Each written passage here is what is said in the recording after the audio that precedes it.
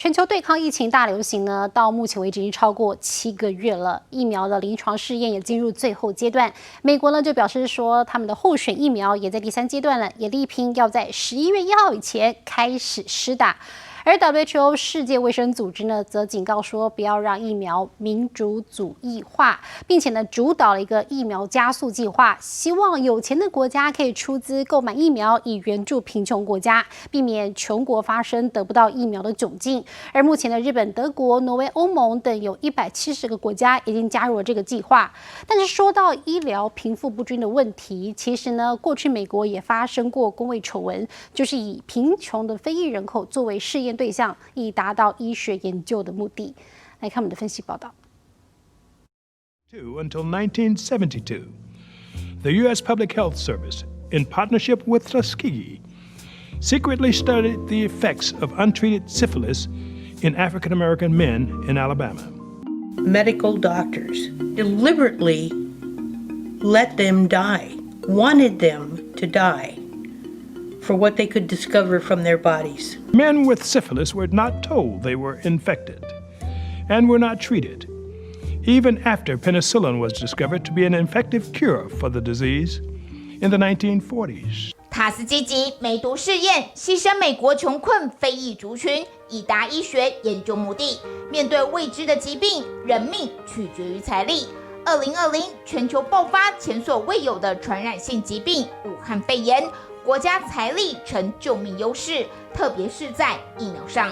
Today, I can announce that the Government of Canada has signed 2 new agreements with Novavax and Johnson & Johnson to reserve millions of doses of the vaccines they're developing. It is a contract, an advance purchase contract, where we can acquire 100 million doses of this vaccine as early as December of 2020. 被当作疫情终结者的疫苗，各国都想入手，掏得出钱的国家直接和药厂预购。财力雄厚的美国就投入近110亿美元在疫苗研发、试验、生产和保障存货上，而贫困国家恐抢不到疫苗。但武汉肺炎的风险在于没有人安全，除非全球人都安全。Vaccine nationalism will prolong the pandemic, not shorten it. 世卫、欧盟委员会和法国今年4月共同发起使用新冠病毒工具加速计划，涵盖疫苗、治疗和诊断3大项目。疫苗部分称为 Covax， 由世卫疫苗免疫联盟和流行病预防创新联盟共同执行，确保疫苗公平分配给各国，避免有国家囤积疫苗。Both new vaccines and more coverage of the existing vaccines. That's the Gavi mission.Covax 的目标是在2021年底前提供20亿剂疫苗，执行方式简单说就是靠富国集体掏钱买疫苗，平均分配给所有加入这个计划的国家。目前已有76个富国和经济体承诺加入，以保障92个中低收入国也能获得疫苗。And the Commission will also make a contribution of €400 million in guarantees to the Covax facility and its goals.富国则有2种购买方案，一是承诺购买，也就是承诺购买可以的疫苗剂量，好处是正式定价高过方案价时也不受影响；另一是选择购买，也就是可指定疫苗，对已和药厂签约的国家可增加取得他家疫苗。With the largest portfolio of vaccine candidates in the world.Wealthier countries have a greater chance of gaining access to successful vaccines. 目前已有9家药厂疫苗加入 Covax， 还有4家协商中。